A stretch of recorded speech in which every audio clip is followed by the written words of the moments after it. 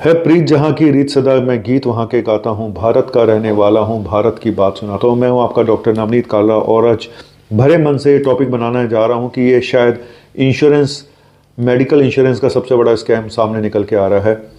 और सीबीआई ने एक इंक्वायरी शुरू करी है। एक अननोन, अभी तक नाम पूरा सजेस्ट नहीं किया गया कि किसके खिलाफ है, लेकिन जहाँ तक बात सामने आ रही है कि इरडा क्या है?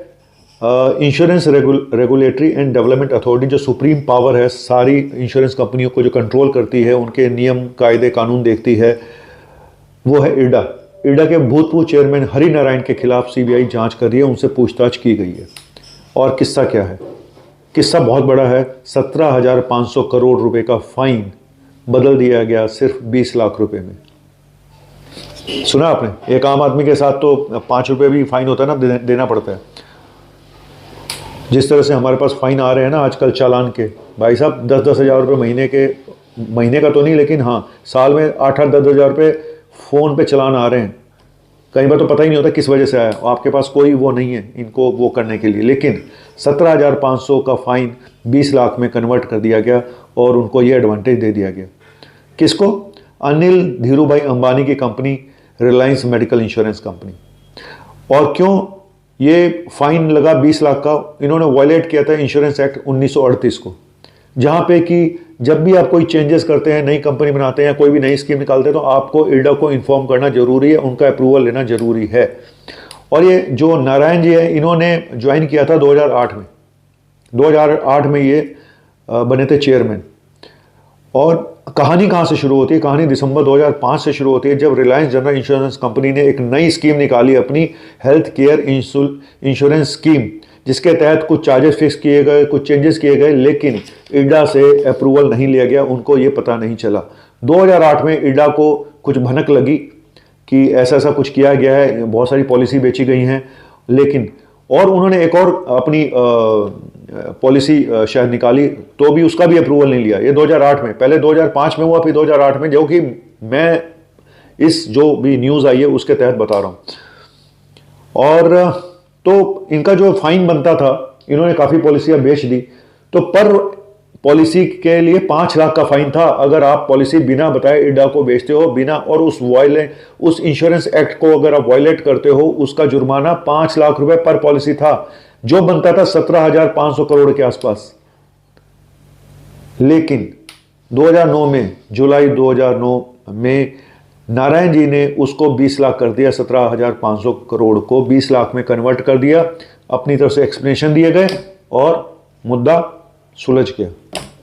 इसी तरह से दूसरी कंपनी को इन्होंने, जहां पे मतलब आप सोचिए कि 5 लाख की जगह सिर्फ 5 रुपए 70 पैसे का पर पॉलिसी का वो लगा इनको, क्या बोलते हैं, फाइन। जो फाइन 5 लाख लगना चाहिए था, वो सिर्फ 5 रुपए में कन्वर्ट कर दिया गया। तो कैसे हुआ ये सब? कहते हैं इस हमाम में सब नंगे हैं। चलिए, अगली पॉलिसी एक और थी, जहां पे 6.85 करोड़ बनता था, उनको 5 लाख में निपटा दिया गया। तो ये जो स्कैम है, ये बहुत बड़ा स्कैम है कि करोड़ों की, एक आम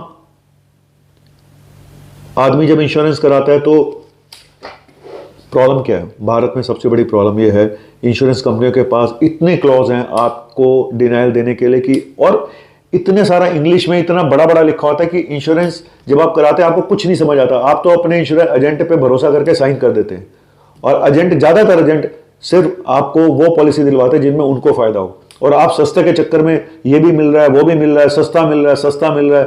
कहते हैं सस्ता रोए एक बार, महंगा, सस्ता रोए बार बार, महंगा रोए एक बार। बात यह भी नहीं है सस्ते महंगे की, बात यह है कि सही चुनाव कैसे करें। इतने गोलमोल हैं, इतने भटकाने वाली चीज़ें हैं इसके अंदर। इसलिए मैं कहता हूं कि भाई एफडी करा ले, म्यूचुअल फंड में पैसा लगा दे, वो ज़्यादा बेटर। आपकी प्रॉब्लम पता क्या है? आप चाहते हो कि मैं 1,000 रुपये दूं और 2,000 रुपये ले लूं। ये आम आदमी की सोच है कि मैं 1,000 रुपये दूं और 2,000 रुपये ले लूं। होता उल्टा है, 2,000 रुपये देता है, 1,000 मिलता है। लॉटरी है ये, इस लालच में मत पड़ना कि मैं पैसा निकलवा लूंगा। बड़े सारे कलाकार पेशेंट भी हैं जो फेक हॉस्पिटल के साथ मिलके फेक क्लेम लेते हैं, ऐसा भी है, बिल्कुल है ऐसा। तो ये तो नहीं होना चाहिए, ये सब गलत है, पेशेंट की तरफ से भी गलत है, मेडिकल इंश्योरेंस कंपनी की तरफ से भी बहुत गलत हो रहा है, क्योंकि उनके पास पावर है, उनके पास पैसा है। आम आदमी के पास कुछ नहीं है सिवाय कोर्ट के धक्के खाने के अलावा, जिसमें सालों लग जाते हैं।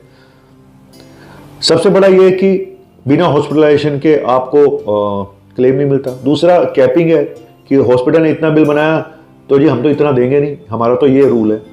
तीसरा एक्सक्लूजन क्राइटेरिया इतने हैं, आपको भर्ती होने की जरूरत ही नहीं थी, आप क्यों हो गए, पहले से बीमारी थी, फलाना है ढिमका है। दो सबसे बड़े कांड यही होते हैं कि पहले से बीमारी नहीं थी और आपको भर्ती होने की जरूरत नहीं थी। तो एक आम आदमी क्या करे, कितने धक्के खाए। इसीलिए अब मैं जो अगला वीडियो आपको बताने जा रहा हूं, वहां पे कोर्ट ने डॉक्टर को सारी पावर दी है। वो कह रहा है कि ये सूरत में हुआ है। अब मैं इस कंपनी का नाम नहीं बताऊंगा जहां पे ये उनको एक अमित गोयल जी थे, जहां पे इन्होंने एक मैं उस इंश्योरेंस कंपनी का नाम बताना नहीं चाहता हूं क्योंकि वो पहले ही बहुत बदनाम हो चुके हैं। तो अमित गोयल जी ने ये कोविड-19 के दौरान इन्होंने 2020 में अप्रैल में पॉलिसी ली थी, नवंबर में इनको कोविड हो गया, ये एडमिट हुए, कंपनी ने 86,000 रुपये देने से मना कर दिया कि आपको जरूरत ही नहीं थी, और जबकि उसके सीटी स्कैन में 25% तक निमोनिया था। अब सूरत में ये केस चला और सूरत में कोर्ट ने, डिस्ट्रिक्ट जो कंज्यूमर कोर्ट है, उन्होंने बोला जी आपको पैसा देना पड़ेगा, साथ में आपको 3,000 रुपये इनके मेंटल हरासमेंट का देना पड़ेगा, 9% आपको इंटरेस्ट भी देना पड़ेगा। देखिए कहानी ये है। और अभी एक और खबर आई है कि एक इंश्योरेंस कंपनी ने सिर्फ इस बेसिस पे मना कर दिया कि आपकी बीमारी वेजिटेरियन डाइट से हुई है। क्या बोलूं यार। आपको मालूम है भारत में जितनी ज्यादा इंश्योरेंस के ऊपर पैसा, टोटल हेल्थ का जो खर्चा है, इंश्योरेंस कंपनियों में जो खर्चा हम लोग करते हैं सबसे ज्यादा है। टोटल हेल्थ में जितना हमारा खर्चा होता है 55% इस इंश्योरेंस में जाता है, जबकि ग्लोबल एवरेज 18% है।